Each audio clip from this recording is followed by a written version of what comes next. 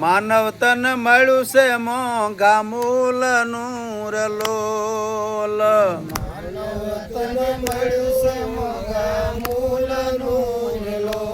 આવું માનવ તન મળ્યું છે મોંઘા મૂલનું રલોલ.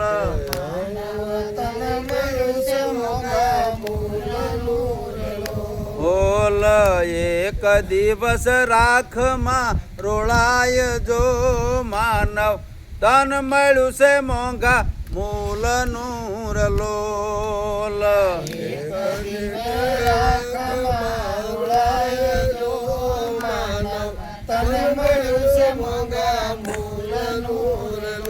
ઓલ ક્યાંથી આયા ન તમે ક્યાં જશો રલોલ.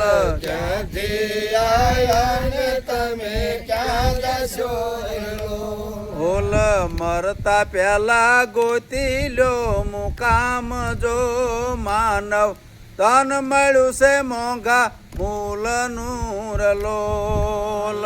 મરતા પહેલા ગોતી લો મુકામ જો માનવ તન મળ્યું છે મોંઘા મૂલનું રલોલ. આ માનવ દેહ બહુ મોંઘા મૂલનો મળ્યો છે, પણ આ એક દી રાખમાં રોળી જવાનો છે.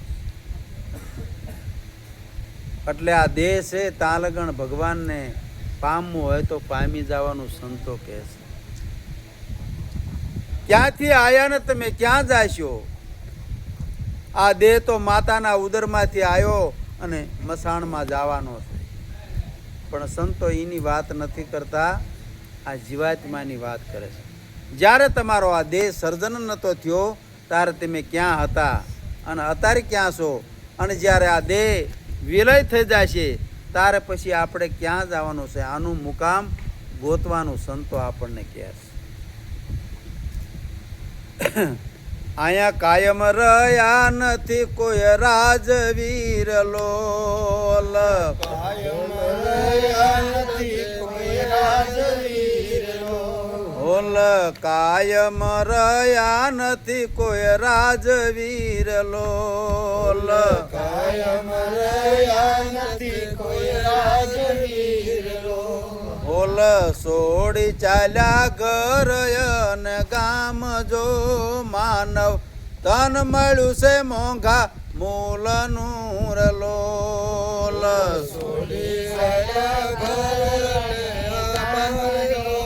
માનવ તન મળ્યું છે મોંઘા મૂલનું રલોલ. અહીંયા કાયમ કોઈ રહ્યા નથી, રાજા રંક સંત કે ફકીર કોઈના દેહ ટક્યા નથી. આ તો ક્ષણભંગુ છે. આત્મા તત્વ અજર અમર ને અવિનાશી છે. પણ અત્યારે આપણા હાથની અંદર બાજી છે. જો તમારે ચેતવું હોય તો ચેતી જાજો, તો તમારે 84ની અંદર નહીં જવું પડે. રોટલા ખાતા ખાતા રાડા ખાવા, ગુંડ અવનીમાં કૂતરા બિલાડામાં જો આપણે વાસ ન કરવો હોય તો તમે આત્મ તત્વને જાણી લો.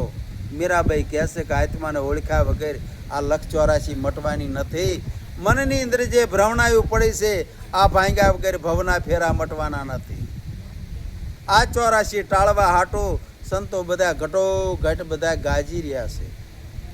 એટલે જો તમારે જાણવું હોય અને આવો મનુષ્યનો જ અવતાર કાયમ લેવો હોય, મનુષ્યનું ભક્તનું બીજ બનાવવું હોય તો અનંત યુગ જાય તો તમે કાયમ મનુષ્ય જ અવતાર ધારણ થાય છે. નકર એવું ન માનતા કે આપણે મનુષ્ય અવતાર ધારણ થાય છે, એવું નથી. આ બધી અવનીની અંદર જવું પડે છે. આ દેહ સતાવી દેહ પામવાર લોલ. દેહ સતાવી દેહ પામવાર લોલ. તજવા બધા પ્રકૃતિના ખેલ જો માનવ તન મળ્યું છે મોંઘા મૂલનું રલોલ.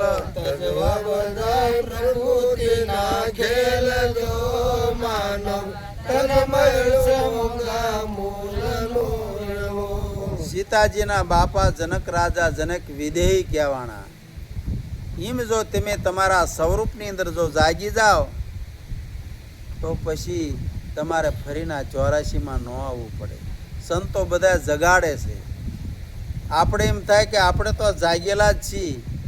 સાંજે આપણે સૂતા હોય, આંચું ઊંકી હોય ને સપનું આવે તો આપણને સાચું લાગે છે, પણ આંચ ખોલવી ને ત્યાં એમ થાય કે આ તો બધું ખોટું. એમ આ જાગતી આંખનું આ બધું સંસાર રૂપી સપના જેવો સંસાર છે.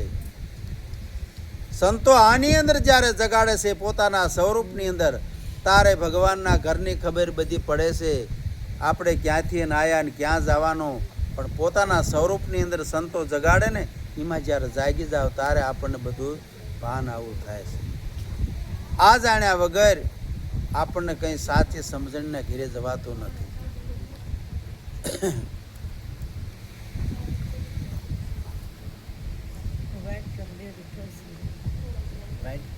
વાટકી લાવી હતી મને વાટકી લે વાટકી લે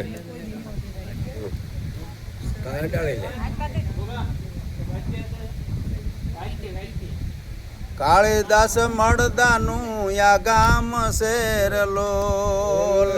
કાલિદાસ મળદાનું ગામ શેર લોલ. પછી રાખમાં નથી નામ કે નિશાન, જો માનવ ધન મળ્યું છે મોંઘા મૂલનું રલોલ. રાખમાં નથી નામ કે નિશાન, જો માનવ તન મળશે મોંઘા મૂલનું રલોલ. આ બધા મળદાના જ ગામ છે.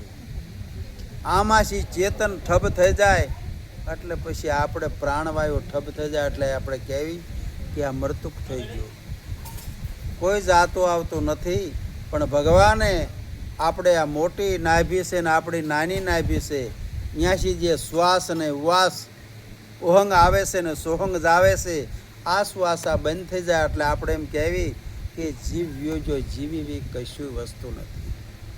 જ્યારે આ અજ્ઞાન દિશાની અંદર જાય ત્યારે આને જીવાત્મા કહેવાય છે, નકર જીવી એવી કશું વસ્તુ નથી.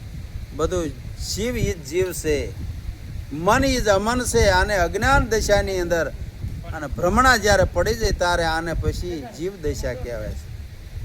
એટલે સંતો પોતાના સ્વરૂપની અંદર જ્યારે જગાડે ને ત્યારે જાગી જવાનું છે. એટલે તેમાં સંતો કહેશે જપ કરો. નરસિંહ મહેતા આવું કહેશે, જપ કરો, તપ કરો, વ્રત કરો, પુણ્ય કરો, દાન કરો, પણ જ્યાં લગન તમારા આત્માને તત્વને ચીનવો નહીં ત્યાં લગન બધી સાધનાઓ જુઠ્ઠી છે. એટલે આપણે કોણ છીએ, ક્યાંથી આવ્યા છીએ, ક્યાં જવાનું છે, આ બરોબર જાણવાનું છે. આવું સંતો આપણને કહેશે. અને જ્યારે આ તમારું સ્વરૂપની અંદર જ્યારે જાગી જાઓ ત્યારે આખા વિશ્વનું જ્ઞાન તમને થઈ જાય છે. ભગવાન કોણ છે, આપણો આત્મા કોણ છે, આપણે માતાજી કોણ છે, આ બધી ખબર પડી જાય છે. અત્યારે આ કળજુગના પ્રમાણ છે, 3.5 દી નહીં પણ 5-6 કલાકની અંદર આપણે કોણ છીએ, ભગવાન કોણ છે, આવી સંતો ભાન કરાવી દે છે. સદગુરુ મહારાજની જય.